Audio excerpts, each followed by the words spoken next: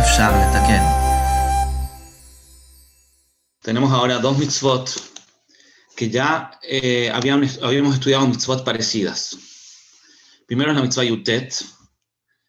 La mitzvah Yutet es Shelo le'echol chametz bepesach. Nosotros ya habíamos estudiado en la mitzvah Yudbet la prohibición de comer chametz. Ahí se refería más que nada a las mezclas con chametz. Mientras que ahora estamos estudiando el isur propiamente tal de comer chametz. Entonces no tenemos que profundizar tanto en entender el tam de esta mitzvah, porque ya lo mencionamos cuando estudiamos allá en la halajá Yudbet, en la mitzvah Yudbet. Solo vamos a leerlo para completar esta parte. Shelo le'echol chametz bepesach, sheneemar, lo ye'echel chametz. Está prohibido comer chametz. Mishorshei mitzvah zo, kemo shekatavnu beshar mitzvot apesach. Entonces la razón de esta mitzvah es como ya escribimos en las otras mitzvot y como ya estudiamos. Y ya, según lo que estudiamos, no tenemos que preguntar por qué una misma mitzvah o un mismo ta'am se repite más de una vez en la Torá, porque ya estudiamos que justamente la repetición es lo que hace que nosotros logremos internalizar las cosas. Entonces, si es una mitzvah importante, merece que el concepto sea repetido. Seguimos inmediatamente con la siguiente mitzvah, mitzvah Kaf. La mitzvah es Shelo yira'e lanu chametz bepesach. No tener en nuestra propiedad un chametz en Pesach. También esto lo habíamos estudiado en la mitzvah Yud Aleph. Y ahora nuevamente se repite con otro lav más. Shelo yira'e chametz bechol moshvoteinu, que no se vea chametz en todos nuestros establecimientos donde vivimos. Kol shivat yimei Pesach, sheneemar, lo yira'e lecha chametz, lo yira'e lecha seor, bechol gvulecha shivat yamim. 7 días, no puede haber ni chametz ni seor. Y la verdad es que el chametz y el seor ya estudiamos que son lo mismo. El chametz es el chametz en sí y el seor es la levadura que provoca que la masa fermente. De todas maneras es el mismo tam. Y acá también, en Efresh dice el Sefer HaChinuch, ben hachametz atzmo ben davar hamechametz. No hay diferencia entre el chametz atzmo y también lo que provoca el chametz. Como habíamos estudiado, el chametz es lo que está de más, lo que no es necesario para que el pan sea pan, es lo que se provoca por la falta de zrizut, la falta de concentración, que las cosas no se hacen concentrado. Todo eso es el tema que habíamos estudiado en el chametz, por eso no es necesario que lo repitamos. Seguimos inmediatamente entonces con la mitzvah Hafalef. La mitzvah Hafalef es la mitzvah de mitzvah Tzipur Yetziat Mitzrayim.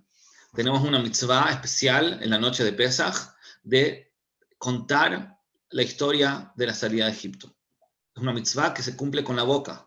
Es la primera mitzvah que se cumple con la boca desde que empezamos a estudiar la Torá. Estudiamos ya 20 mitzvot, todas las mitzvot son activas. Esta mitzvah es una mitzvah que se cumple con la boca. La mitzvah es Lesaper Beinyan Yetziat Mitzrayim, contar todo lo que tiene que ver con la salida de Egipto, cuando Beleil Hamisha Asar Benisan, en la noche del 15 de Nisan, la noche de Leil HaSeder.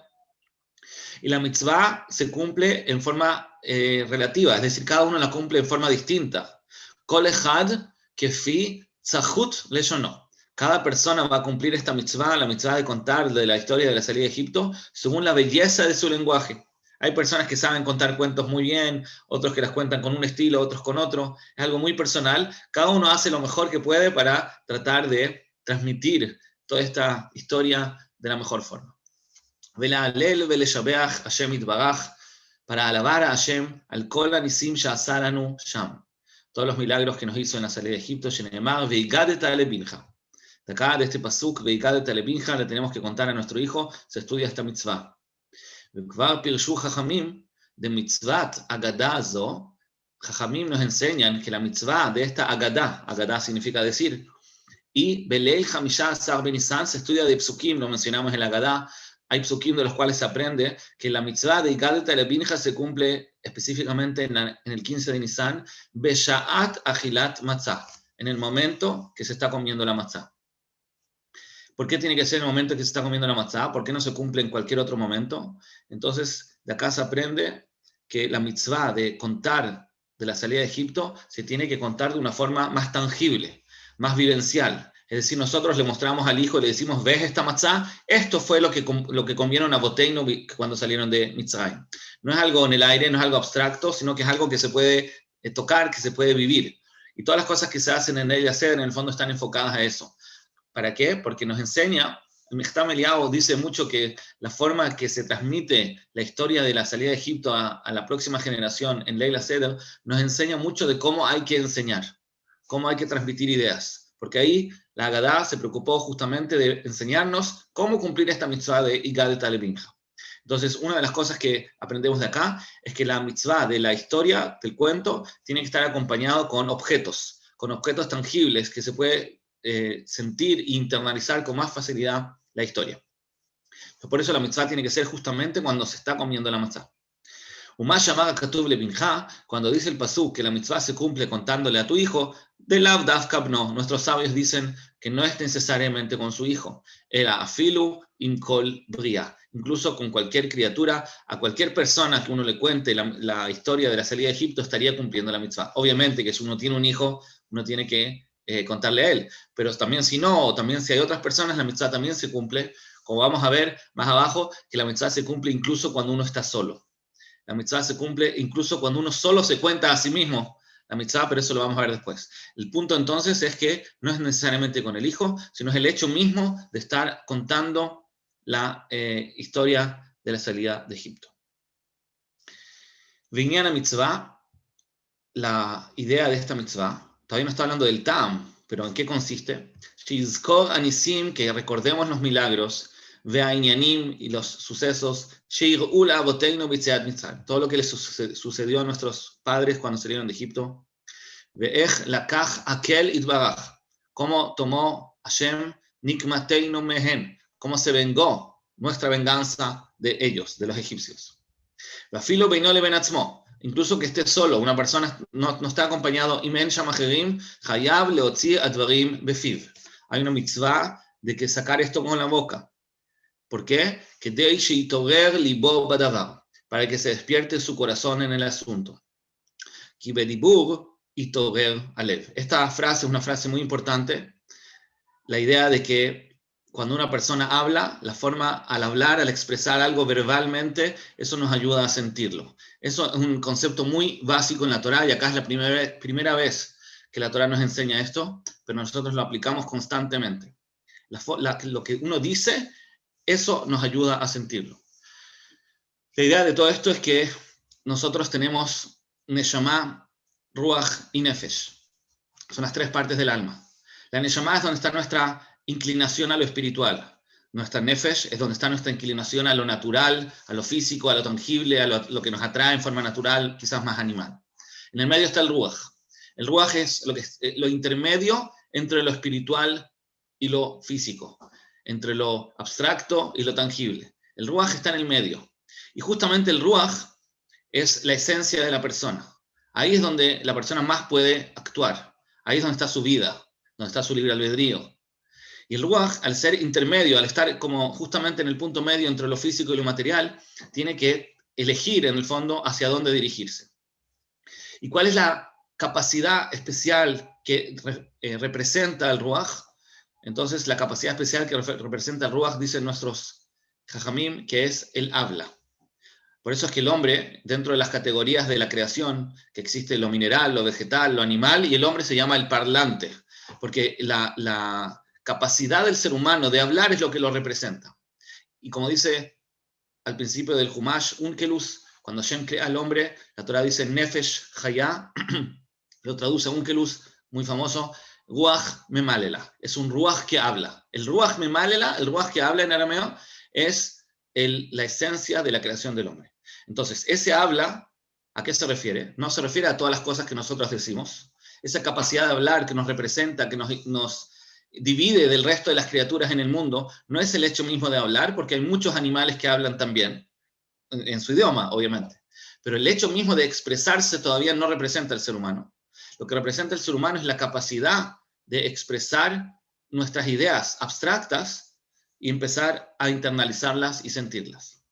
Es decir, el habla de un animal es lo que está en su nefesh. El nefesh tiene un impulso, por ejemplo, está triste, entonces quiere llorar, y eso lo va a expresar con su forma de hablar. Eso es una voz que viene del nefesh y sube para arriba al ruach. Pero la gracia del ser humano es que él tiene la capacidad de bajar una idea de su neshama y expresarla en palabras. es decir, bajar lo espiritual y conectarlo con la tierra. Esa capacidad es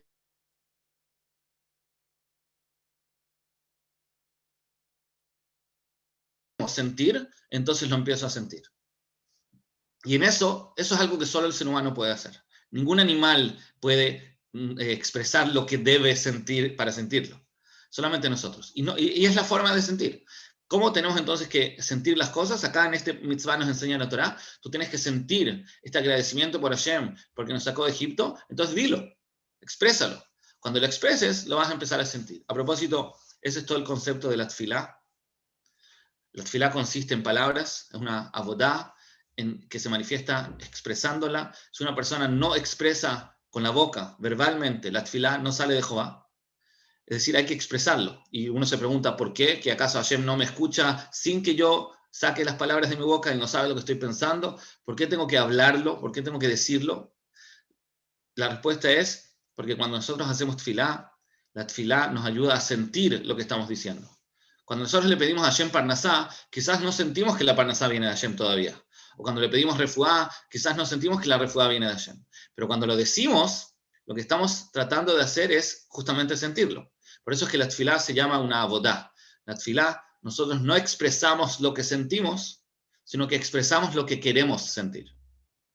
Una tefilá que uno hace cuando está inspirado, cuando tiene una necesidad especial y siente muchas ganas de pedirlo, es una tefilá muy bonita, pero no es la avodá de la tefilá. La avodá de la tefilá es justamente cuando una persona no quiere rezar, es decir, no siente que necesita pedirle a Hashem algo, y justamente ahí va y se concentra, trata de tener kavaná y lo expresa verbalmente, en ese momento está trabajando, está tratando de internalizar en su corazón la idea que está expresando.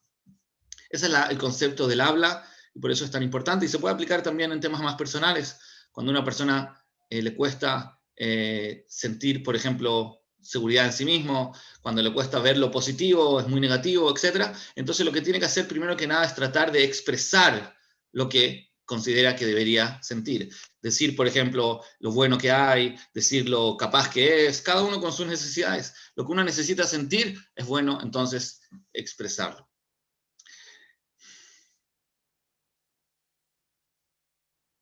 Entonces, lo que pasa es, ¿cómo funciona esto? Me preguntan acá en el chat, entonces lo voy a tratar de explicar. El tema es así, nuestro corazón no puede conectarse con ideas abstractas. Nuestros sentimientos necesitan enfocarse en los sentidos. Lo que no se percibe con los sentidos no afecta a nuestros sentimientos. Si me cuentan una historia, pero yo no la siento, no la percibo, no es tangible, no toca mi corazón. Entonces nosotros necesitamos algo que pueda bajar nuestras ideas abstractas, en este ejemplo la emuná, para poder sentirla. Entonces necesitamos transformar esa idea en algo más tangible. ¿Y qué es lo que tenemos para transformarla? Justamente las palabras. Porque las palabras es justamente una forma de transformar una idea en algo que lo puedo escuchar. Yo me puedo escuchar a mí mismo. Yo puedo escucharme a mí mismo diciendo eso y por lo tanto el corazón ya lo percibe. Hasta ahora que era una idea abstracta, el corazón no lo sentía. Pero el momento que yo lo escucho, porque lo estoy diciendo, yo lo escucho de mí mismo.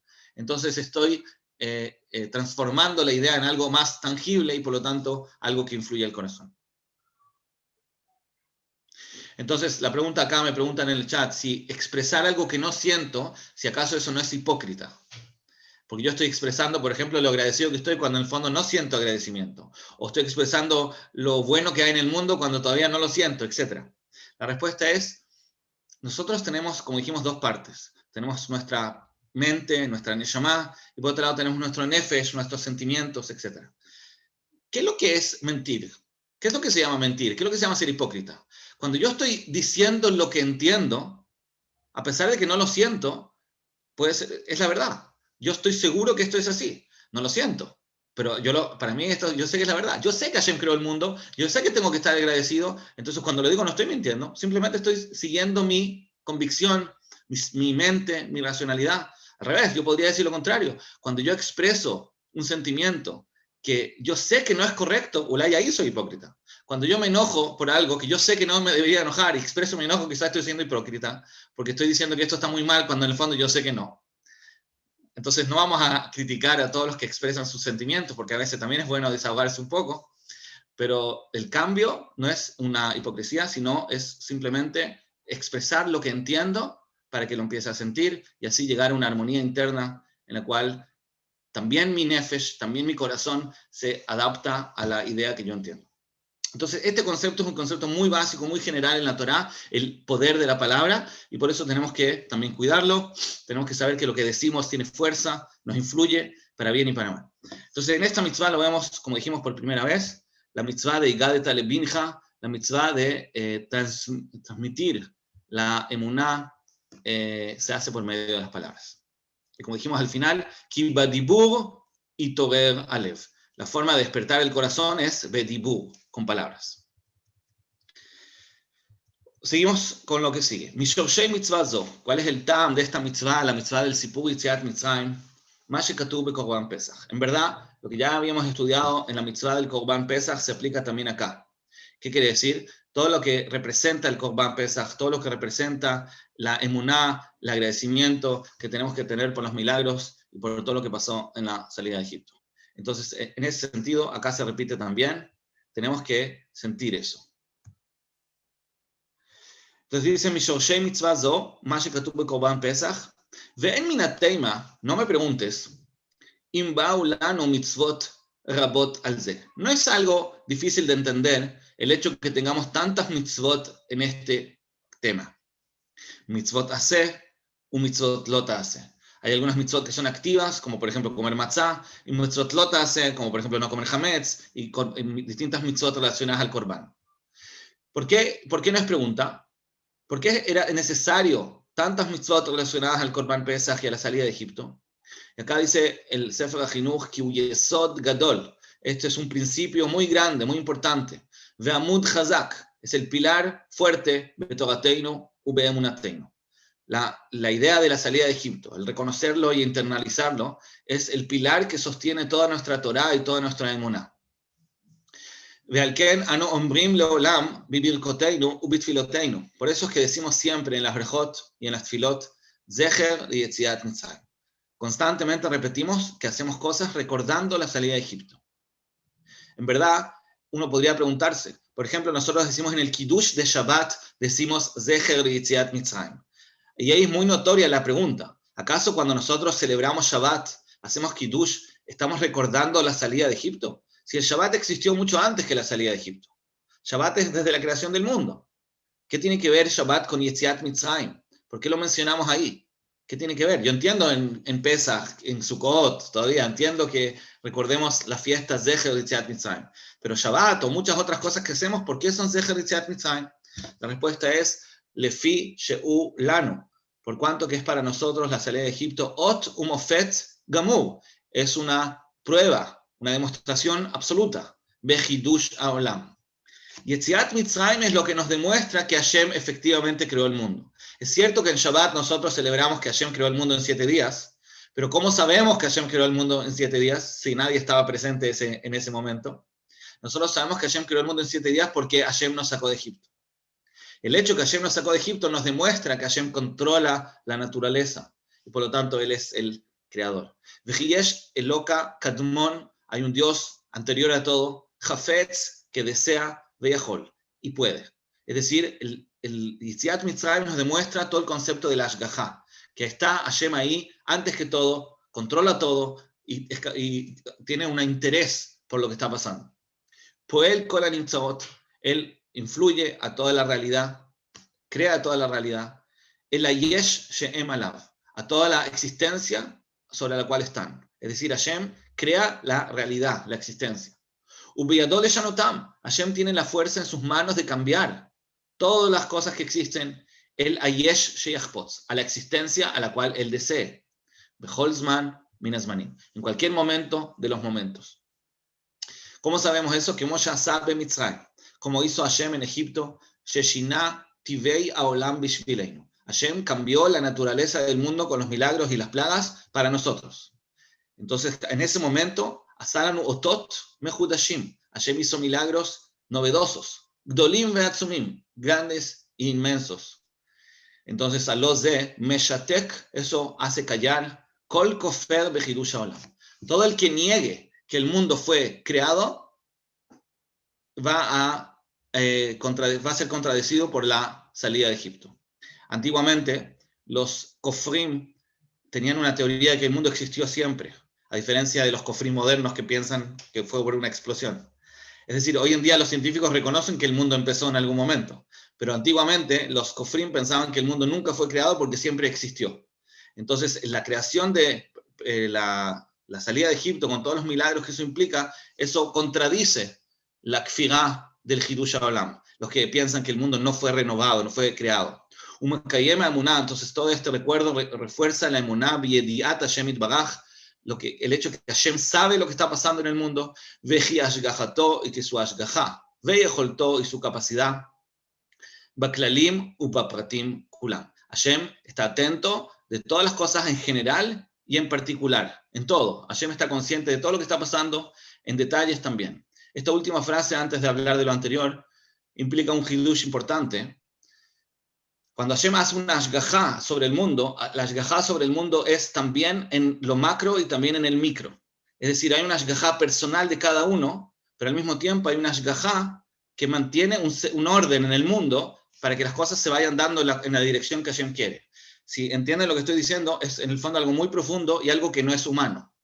Es decir, Hashem, por un lado, hay una ashgahá personal de cada uno con todas las experiencias que está viviendo, pero al mismo tiempo, cuando pasan cosas grandes, Hashem también controla que el resultado de todo sea como tiene que ser. Por decirlo de alguna forma, si nosotros decimos que cada uno tiene bjirá, entonces, ¿cómo puede ser que estadísticamente los fenómenos que pasan se mantengan más o menos igual? ¿Se entiende lo que estoy diciendo? Hay una estadística, por ejemplo, de accidentes de tráfico al año. Si cada uno tiene bjirá y depende de cada uno que haga lo que haga, ¿cómo puede ser que los números se mantienen parecidos? Debería ser cada año diferente.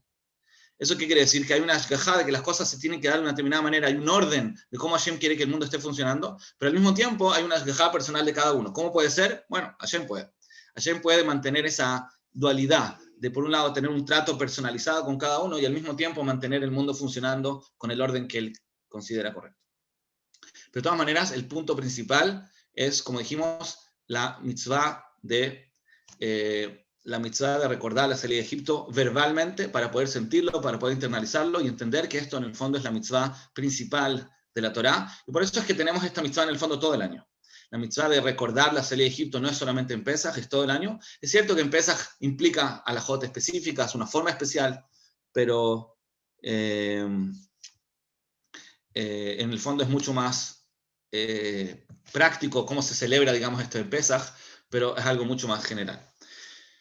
Entonces, acá lo trae como algo muy evidente, muy pashut. Es decir, nosotros hoy en día no estamos viendo los milagros que pasaron en Egipto.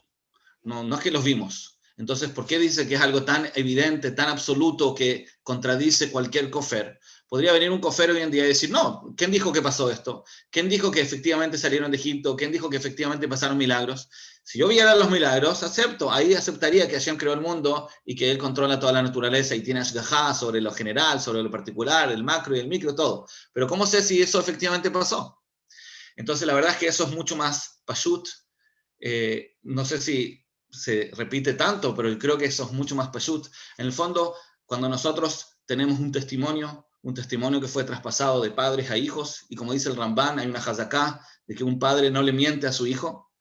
Entonces quiere decir que la primera generación que lo contó a la segunda generación, lo que estaban viviendo, todos los padres que les contaron a todos sus hijos, no tenemos ninguna razón de pensar de que estaban mintiendo. Un padre no le miente a su hijo, y ellos a sus hijos, y así sucesivamente. Entonces podemos estar tranquilos porque nuestros propios padres vieron estos milagros y los transmitieron hasta nosotros, y en verdad no son tantas personas.